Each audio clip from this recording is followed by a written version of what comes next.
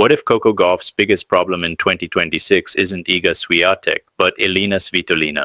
That sounds crazy at first. Because when tennis fans talk about the biggest threats in women's tennis, the conversation usually starts with names like Swiatek, Aryna Sabalenka, or maybe even rising stars like Mira Andreeva. But quietly, match by match, Elina Svitolina has become something completely different for Coco Gauff. A tactical nightmare? And now with the Rome title on the line, Gauff has one massive challenge in front of her. Can she finally solve the Svitolina problem before it completely defines her 2026 season? Because right now, the numbers are becoming impossible to ignore. Twice already this year, Svitolina has beaten Gauff. Not lucky wins, not messy collapses, convincing victories. And honestly, the Australian Open match may have been the most alarming of all. That quarterfinal wasn't competitive. It was brutal. Svitolina destroyed Gauff 6-1, 6-2 in under an hour, and the scoreline somehow still didn't fully capture how one-sided the match actually felt. Gauff sprayed double faults everywhere, piled up unforced errors, and looked emotionally overwhelmed almost from the beginning. That image afterward told the entire story. The smashed racket in the Rod Laver Arena hallway. The frustration. The disappointment. That was not just anger after a normal loss. That was the reaction of a player who felt completely lost during a massive match. And honestly, Svitolina caused all of it.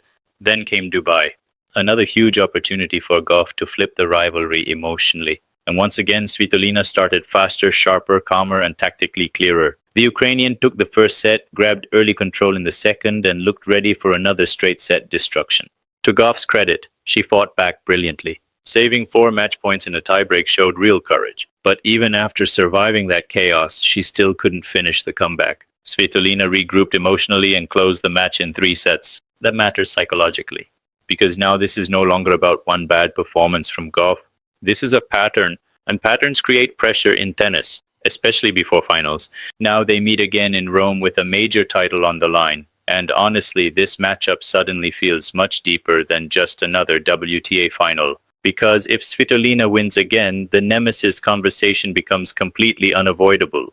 3 wins in one season, on multiple surfaces, in huge matches. That changes how players think before they even walk onto the court. And here's the fascinating part. Svitolina doesn't overpower Gauff physically the way some players do. She outmaneuvers her mentally and tactically. That's what makes this rivalry so interesting. Against many opponents, Gauff's athleticism alone can completely overwhelm matches. Her speed creates pressure instantly. Her defense frustrates players emotionally. And when she's emotionally locked in, she can turn matches into exhausting physical wars that very few players survive. But Svitolina refuses to panic. That's the key. She absorbs the chaos instead of getting consumed by it. And suddenly Gauff starts overhitting, forcing shots, and becoming emotionally impatient. We saw exactly that at the Australian Open. 26 unforced errors, only 3 winners. That stat line honestly feels shocking for a player of Gauff's level, but it also reveals something deeper about this matchup. Svitolina consistently disrupts Gauff's rhythm. Not with flashy winners, with discipline. And that type of opponent can become incredibly frustrating over time because there's no obvious solution. You can't simply hit harder or run faster to fix the problem. You need tactical clarity. That's why this Rome final feels so important for Gauff psychologically, because eventually elite players must prove they can adapt against difficult matchups. That's part of becoming a true long-term champion. The scary thing for Coco is that Svitolina currently looks better than ever mentally. You could see it immediately after her semi-final victory over Iga Swiatek. There was confidence in her voice, calmness, tactical certainty. She openly admitted she planned to re-watch previous matches against Gauff to study patterns before the final. That's dangerous, because it means she believes the answers are already there. And honestly, based on recent results, why wouldn't she? Now let's be fair to Gauff, because this rivalry is not completely one-sided historically. Before 2026, Coco actually led their head-to-head. And even now, the matches are often incredibly tight once momentum settles. But there's one statistic that should seriously concern Gauff fans. She has lost the opening set in all 5 matches they played. Every single one. That's not random anymore. That suggests Svitolina consistently enters these matches with a better initial tactical read. And in tennis, chasing from behind repeatedly against the same opponent becomes mentally exhausting over time, especially in finals, because now Gauff walks onto the court already knowing recent history. Already remembering Australia, already remembering Dubai, already understanding that slow starts against Svitolina usually become disasters. That emotional baggage matters. Even elite athletes feel it. Now here's why this final could completely reshape the conversation heading into Roland Garros. If Gauff wins, the narrative changes instantly. Suddenly she proves she can solve difficult matchups. Suddenly the emotional scar tissue from Australia and Dubai disappears. Suddenly she enters Paris looking mentally stronger than ever. That's huge, especially because clay courts naturally suit many aspects of Gauff's game. The movement, the defense, the physicality, the ability to extend rallies. But if Svitolina wins again, then every future matchup between them starts carrying psychological weight before the first point even begins. That's what true nemesis rivalries become in sports. Not just difficult opponents, mental obstacles. And honestly, Svitolina is getting dangerously close to becoming exactly that for Gauff. Now let's discuss the tactical side because this matchup is fascinating strategically. The biggest issue for Gauff is rhythm control. When she plays freely and aggressively within structure, she becomes incredibly dangerous. But Svitolina constantly drags her into uncomfortable decision-making. She changes pace beautifully, redirects shots intelligently, and forces Gauff to hit extra balls repeatedly.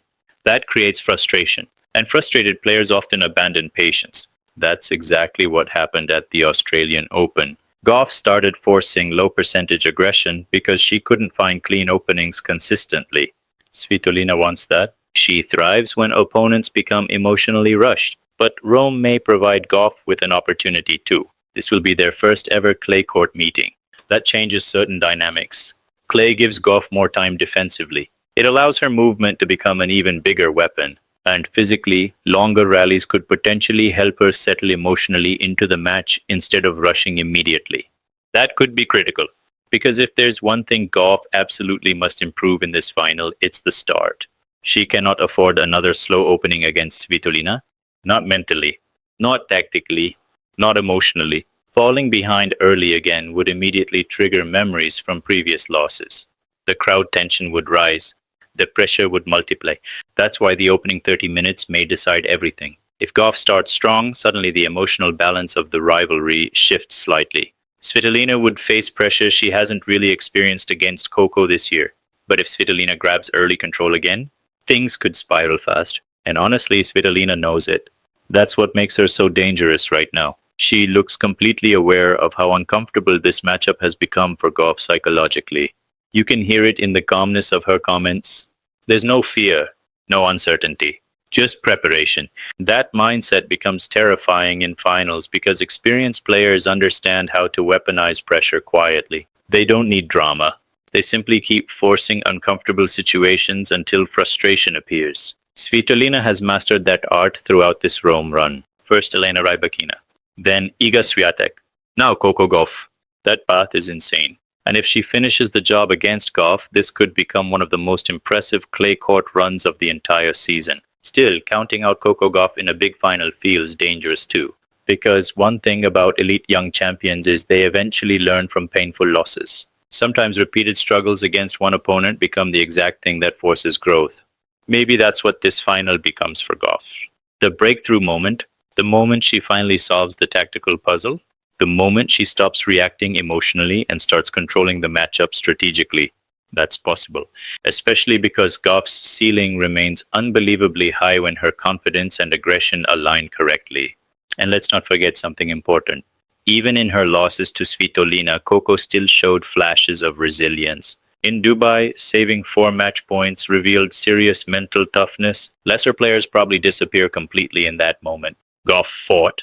That matters because rivalries often swing dramatically once one player finally breaks through mentally. The question is whether Rome becomes that breakthrough or another chapter in Svitolina's growing dominance over this matchup. And honestly, this final feels bigger than just a trophy now. It feels personal, not in a hostile way, in a competitive evolution way. Gauff is trying to prove she can overcome the exact type of tactical opponent that historically frustrates explosive athletes. Svitolina is trying to prove her experience, discipline, and intelligence can still outsmart one of the most athletic stars in women's tennis. That contrast is incredible for the sport. And with Roland Garros approaching fast, the stakes suddenly feel enormous. because whichever player wins this final will leave Rome with massive momentum and belief heading into Paris. So now the question shifts to all of you. Can Coco Gauff finally break free from Elina Svitolina's grip in Rome, or is Svitolina officially becoming her biggest nightmare of the 2026 season? Because if this rivalry keeps evolving the way it has so far, women's tennis may have just found one of its most fascinating psychological battles. Tennis IQ is where we break down the rivalries, tactics, and emotional moments shaping modern tennis, and trust me, this Gauff Svitolina story feels far from over.